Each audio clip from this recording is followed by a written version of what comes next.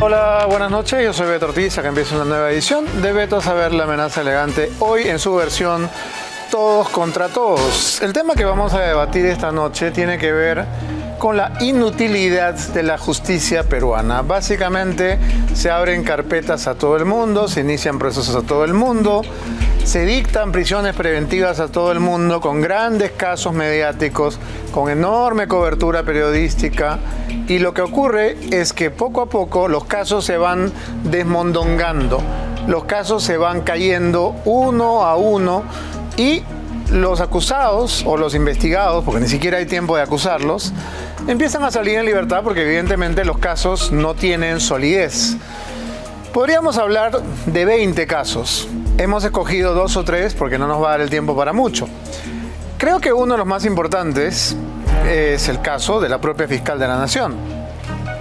El principal acusado en ese caso, Jaime Villanueva, asesor principal de Patricia Benavides, pues fue detenido brevemente, interrogado y luego puesto en libertad.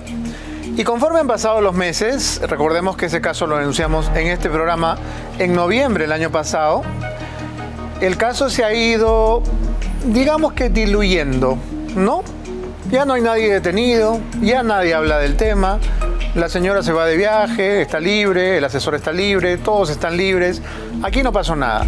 Y lo mismo podríamos decir, estoy saludando a Sergio Vilela, del caso Sadagoray, lo mismo podríamos decir del caso Los Guayquis en la Sombra, lo mismo podríamos decir del caso de los asesores en la sombra, y así sucesivamente. Casos que son destapados con enorme espectacularidad y luego se derrumban, se vienen abajo. Vamos a empezar, decíamos, con el tema de Jaime Villanueva, el polémico asesor de la ex fiscal de la Nación, que en su momento fue el centro de la noticia y ahora también ya nos olvidamos del asunto.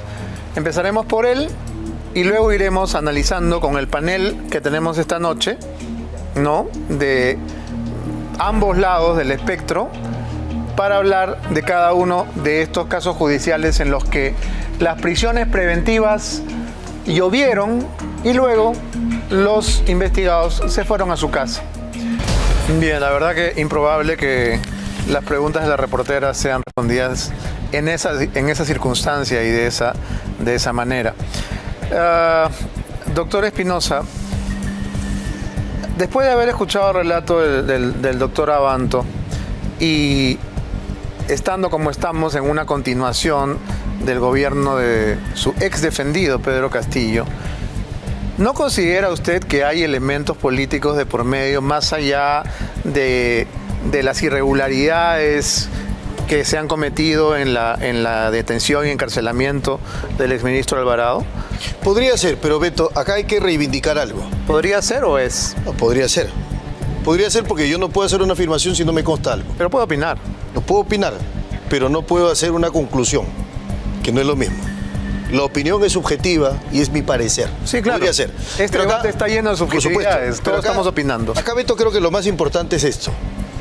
Que podamos darle una lección a la ciudadanía de, primero, la prisión preventiva no es una absolución.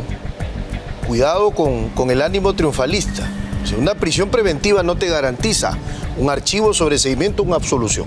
Como la comparecencia, ¿no es cierto?, no implica una libertad para siempre también.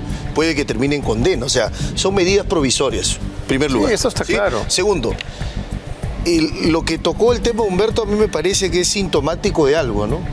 El problema de los operadores de justicia, y hablo de los operadores del sistema de justicia penal, policía, fiscalía, poder judicial, que son los que ejercen el poder, las agencias del control penal, cuando no tienen responsabilidad.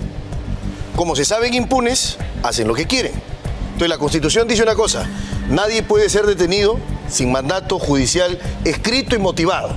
No había mandato judicial escrito y motivado, notificado ni oficio, y lo detuvieron. ¿Por qué lo hacen? Porque se saben impunes. Yo iría más allá. Yo creo que lo que tiene que ver es una investigación. Esto tiene que terminar en una condena por abuso de autoridad. Porque así como pasó en la jurisprudencia de la Suprema Corte Americana, cuando se desarrolla el concepto de la prueba ilícita, uno de los efectos era la disuasión. Hay que disuadir para que otros policías no hagan lo que hicieron. Y otro punto, tomo tus palabras. Hablaste del delito de ser pobre y eso me recordó un poema de Galeano, Los Nadie.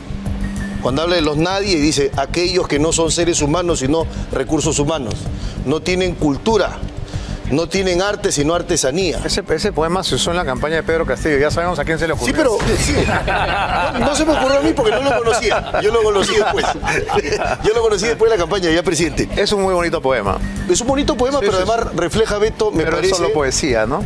Pero vamos más allá de la poesía, vamos a hacerlo realidad. Pero mientras la política es poder, el derecho es límite al poder. Eso hay que entenderlo. Y acá creo que hay que utilizar el caso y este debate que tenemos acá, en esta mesa, para poder visibilizar problemas que pasan a diario. Estamos hablando de presos mediáticos. Pero esto lo sufren pues, los Quispe, los Chávez, la gente que no sale en prensa. Quiero hacer una pregunta que será impopular y que además la gente va a decir por qué Beto Ortiz pregunta esto cuando no conviene.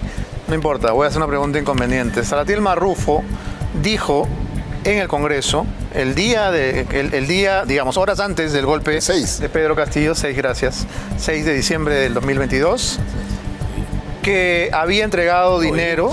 Y el mismo 7. 7 fue, ¿no? El 6 en el penal. 7 de la mañana. 7 de la mañana. Porque en la tarde iba a debatirse la vacancia. Que le había entregado dinero Marrufo a Pedro Castillo. Y esto hasta el día de hoy no se ha aprobado. El señor Pedro Castillo, de quien yo no soy precisamente un fan, sigue preso. Se supone que por el golpe de Estado.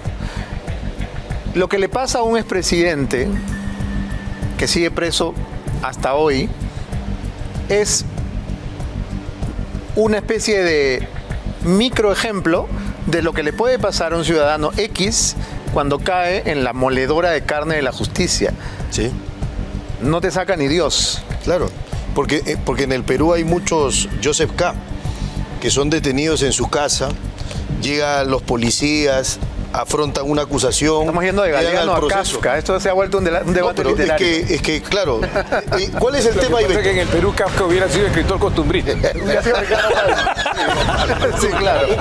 Un cronista, dice yo. Claro, lo que quiero revelar con esto, Beto, es, o sea, hay varios males en el sistema de justicia. Te voy a tocar otro mal. El problema de la falta de imputación.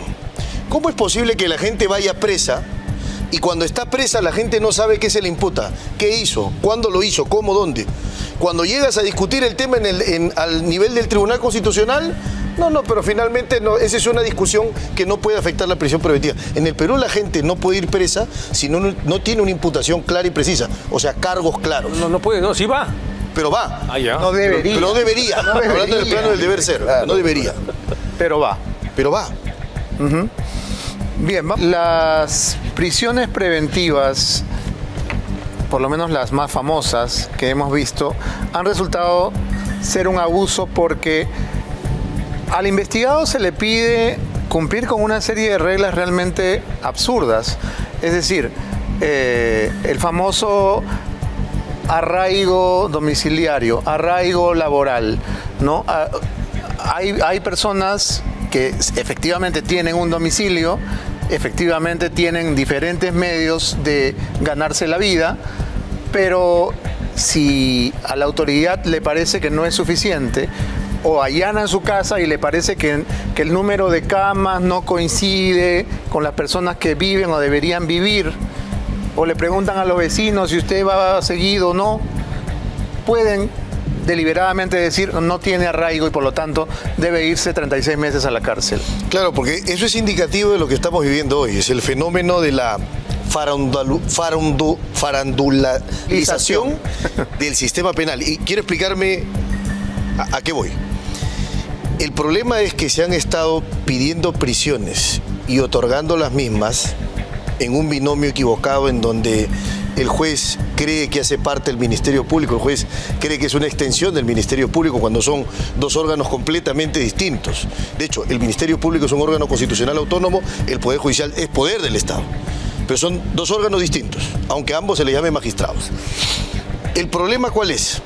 El problema es que se piden prisiones para las cámaras, se dictan prisiones para levantar titulares. ¿Y qué cosa es lo que está pasando? La Corte Suprema enmienda la plana, alguna sala revoca la detención o hay alguna medida constitucional, que son de los menos, que levanta las medidas de prisión. ¿Y eso por qué pasa? Porque hay mucho juego de palabras, Beto. El tema de los arraigos, por ejemplo. Una persona tiene no una casa, sino 3. Y los jueces dicen, entonces como tienes 3 casas, tienes más capacidad de esconderte, porque si no estás en una, te vas a la otra o te pasas a la tercera. Eso es fallar contra el sentido común. Cuando lo que la ley te dice es, te puedo ubicar, quien tiene 3 domicilios puede ser ubicado más o de mejor manera que aquel que tiene 1. 2, cuando una persona es detenida en un allanamiento, se le encuentra en su casa, luego dice, ¿cómo puedo yo tener desarraigo domiciliario si tú me has allanado y me has encontrado en mi casa? Pero para el juez eso no valora, eso no significa nada. 3, el argumento central que debería valorarse para establecer o descartar peligro de fuga debe ser el comportamiento procesal. ¿Qué es el comportamiento procesal? ¿Cómo te comportas en la investigación o en otras investigaciones? Si en otras investigaciones tienes comparecencia, ¿por qué en esta tendrías que tener prisión? Si cuando te han llamado a declarar has acudido, ¿por qué te tengo que detener? Entonces, entramos a un juego de palabras para poder justificar estas violaciones perversas a la regla que, como decía Humberto, o sea, acá se ha invertido la regla. O sea, la ley peruana ha invertido la regla. Cuando la norma convencional es clara, la del artículo 9 del Pacto Internacional de Derechos Civiles y Políticos. La libertad la regla y la prisión la excepción. Adelante. No adivino la mente, Beto, pero lo que quiero decir es que creo que todos estos problemas, a ver, allanamientos excesivos, detenciones preliminares, has tocado el tema de Guayquis en la sombra, hay que recordar que una sala revoca la detención preliminar, pone en libertad a Nicanor Boluarte y demás, porque considera que la detención preliminar fue injustificada. ¿Cuál es la diferencia de la detención preliminar con la prisión preventiva? Que la detención preliminar es peor, porque es una detención que se hace sin audiencia.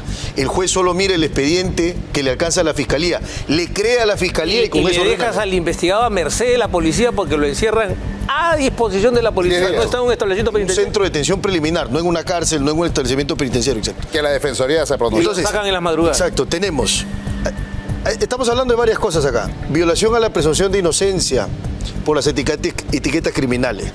Allanamientos que afectan, cuando son arbitrarios, el derecho a la inviolabilidad del domicilio. Detenciones preliminares abusivas que afectan la libertad. Prisiones preventivas que se sustentan en titulares.